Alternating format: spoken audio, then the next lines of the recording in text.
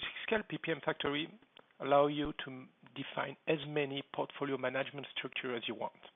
For instance, here you can see I have agile portfolio, an application portfolio, an IT portfolio, a safe portfolio, and a strategy and business initiative portfolio. By selecting one of those portfolio, I'll just click here, and now the system displays the current portfolio. So at portfolio level, we can see that we have different attributes. We have financials, meaning budget and resource plan, as well benefit plans.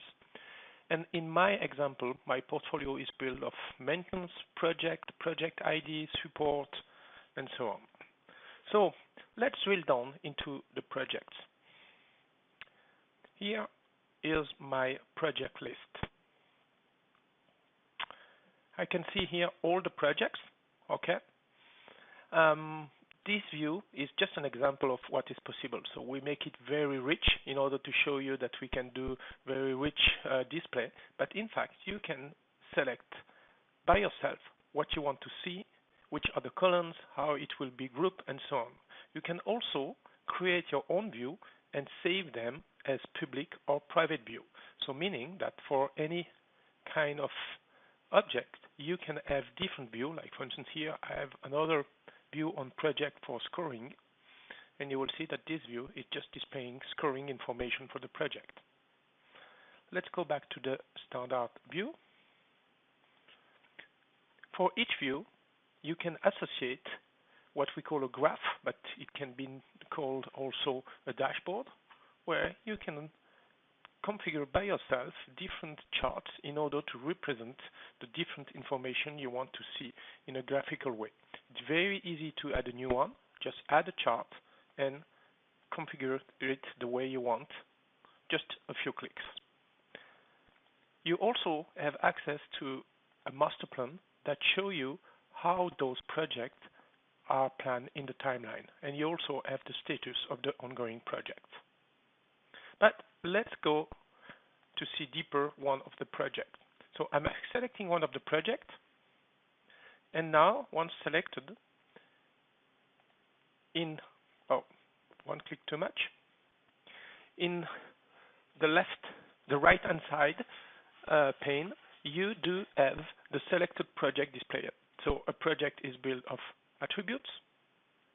In our example, we have a definition, justification, dates, finance and resource information, KPIs, and scoring. But remember, this is just one example because in Triskell, everything can be configured. For a project, you can define the financials, so which will be mostly your budget. Okay? So you can see here that, one more time, press the wrong button one more time.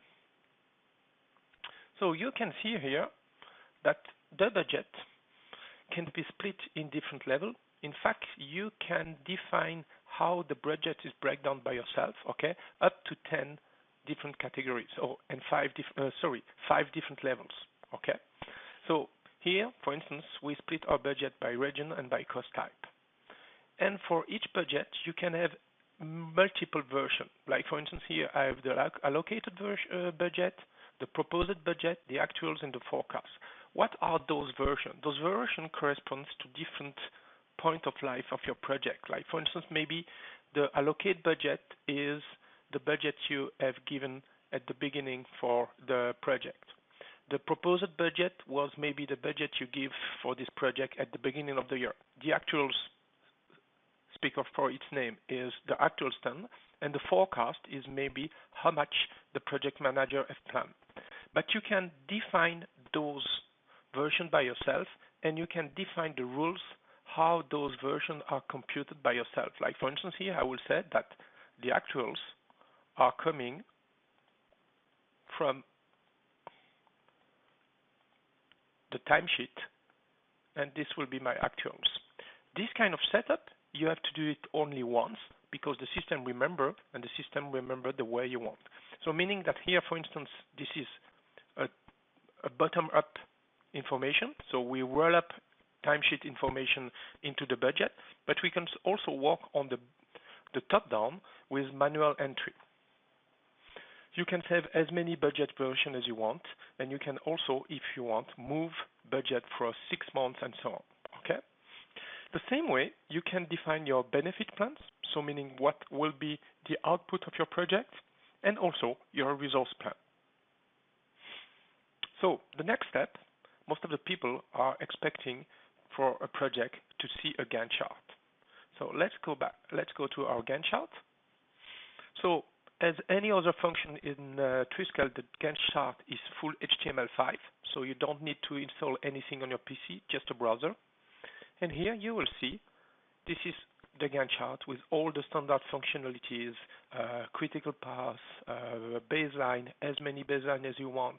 You can also import, export from Microsoft Project and so on. You see those little red icons. This is a first step in the resource management.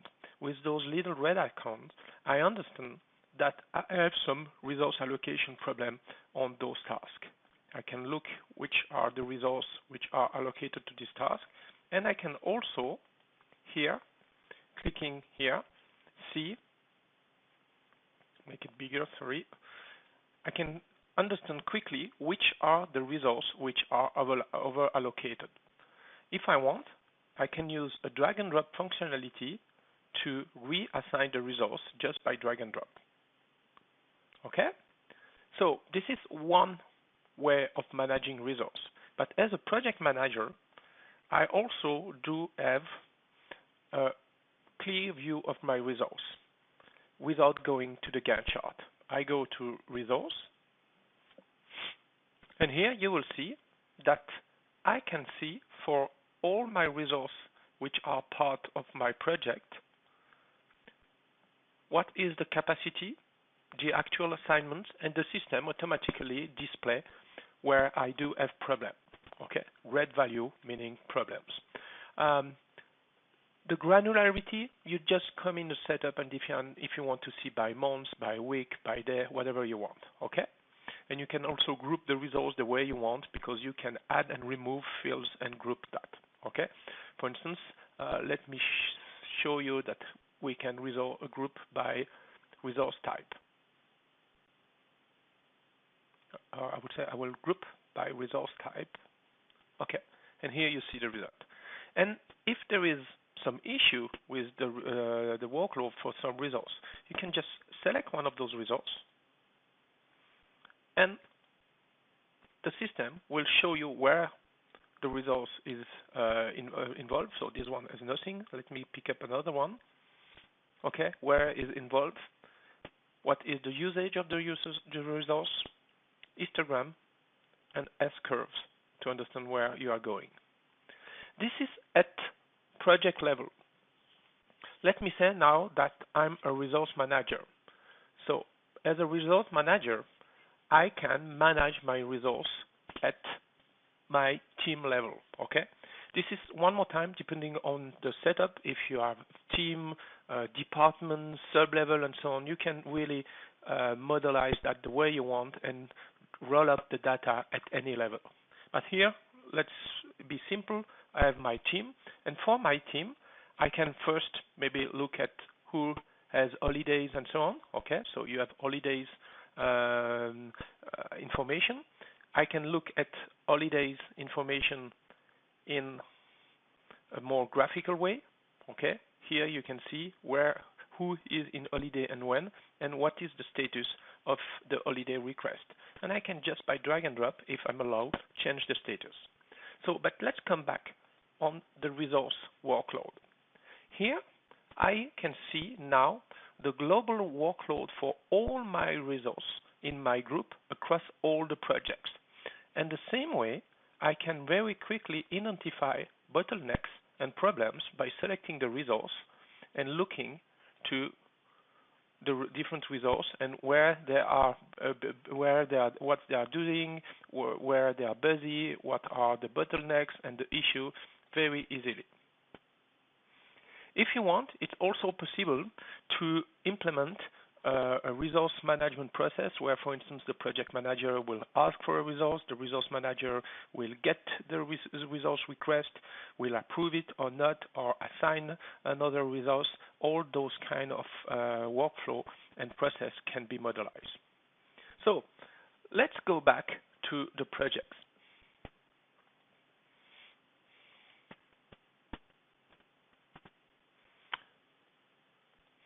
So I show you in a project that we can have a budget, so financial, that we can plan the project, but in a project, in the normal life of project, you will work with a lot of different kind of objects, like for instance, risk, okay?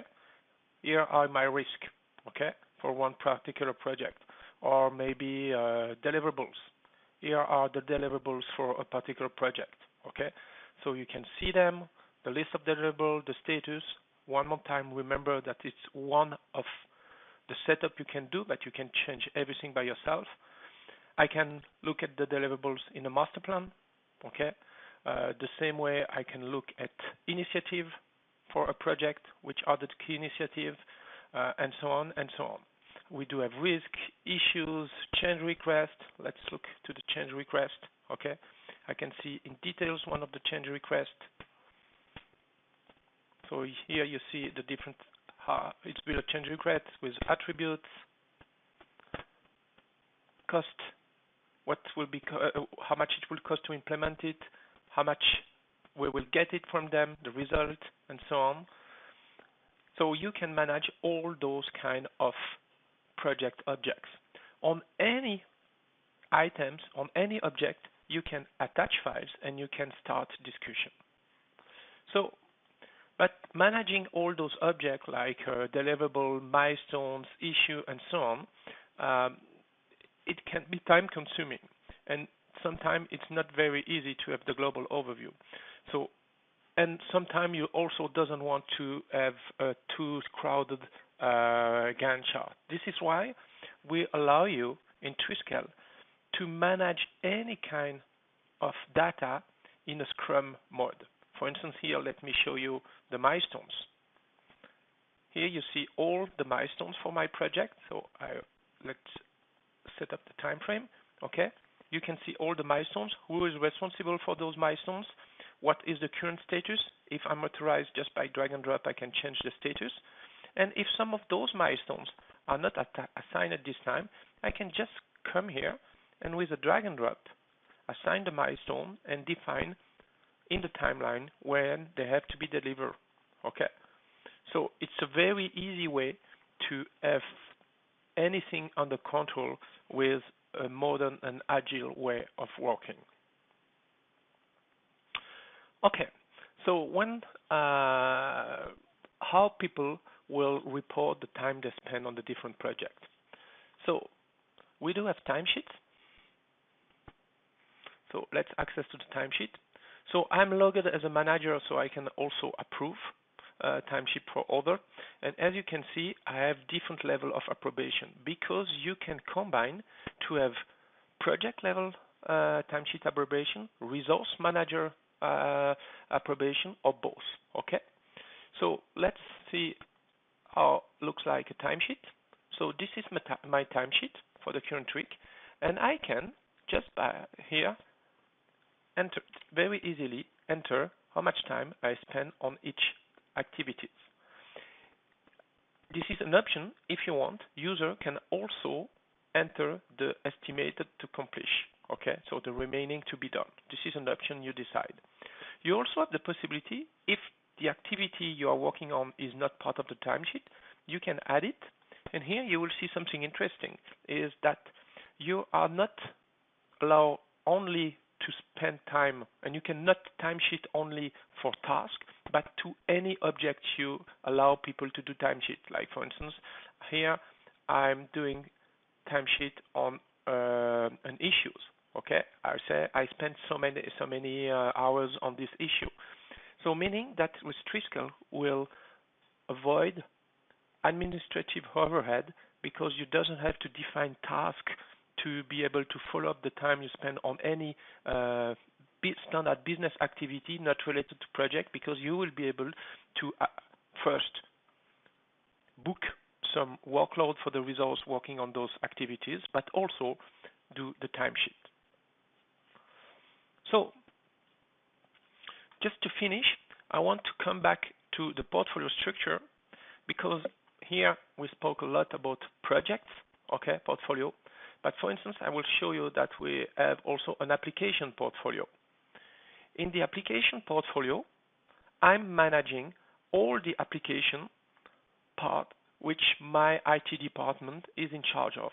So here you see all the application, okay? I can select one of the application, for instance, this one. You see that you have different view, the same way as for project, and how it's built. An application is built of attributes. You can also define a budget for an application, so meaning how much money you will need over the year to run this application. Maybe also a resource plan, how many resources you will need to administrate, update, and maintain the application.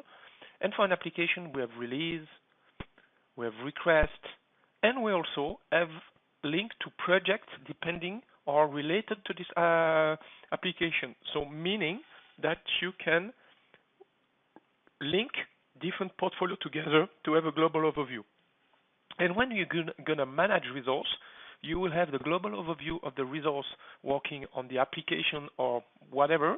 So I will say the day-to-day business, and also everything regarding project. Triskell will consolidate all those information automatically to give you a global overview. Something which is also interesting is the fact that you do have the possibility to run what we call simulation, what-if analysis. So if I'm coming back at the portfolio level, I have the possibility to create different scenarios and to understand which scenario are the best for me. For instance, looking at the IT portfolio, I can select different scenarios. Let me show you one about the cost simulation. This is a scenario about the cost simulation. And here I can see, okay, depending, I have a goal. This is my target for the cost. This is the project I'm considering. I will go 1 year before. My data will be more consistent. Okay, so you see here that if I will run all those selected projects, okay, and I can add some new one from there, okay, here I can see if I will reach my goal or not. For instance, here the system tell me, okay, for Q4 2015 and Q1 to 3 2016, I will be over budget.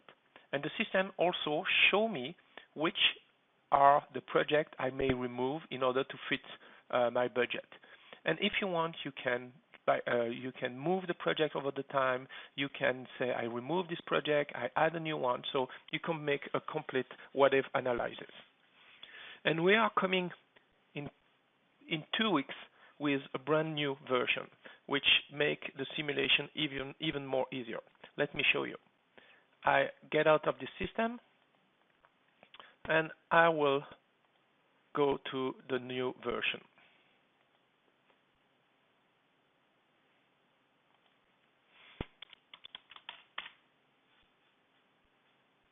Okay, here is the new version, and we will go to the portfolio simulation. So in this case, I will look about resource, how I can manage to put all my portfolio in the timeline in order to be sure that I have enough resource. So let's go to scenarios. I go to the resource.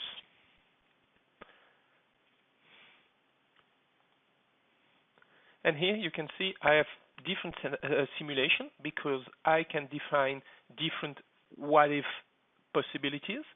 So let's take the simulation 2 and let's run it. So now with this simulation, I have take a set of projects, and you see my set of projects in the timeline. when they start and finish. And I can look here in the simulation to see for each kind of resource how it looks like if I'm overbooked or not. Okay? And I can very simply, by drag and drop, move some project in order to see what is the impact on the resource. So this way you can align your demand and your project with your capacity. Okay? And you can decide for yourself what is the reference, if it is the comparison between two simulations or between one simulation and the actual status. And once you're finished, you have the possibility to say which version is the good one, and you can push back this version in your live system.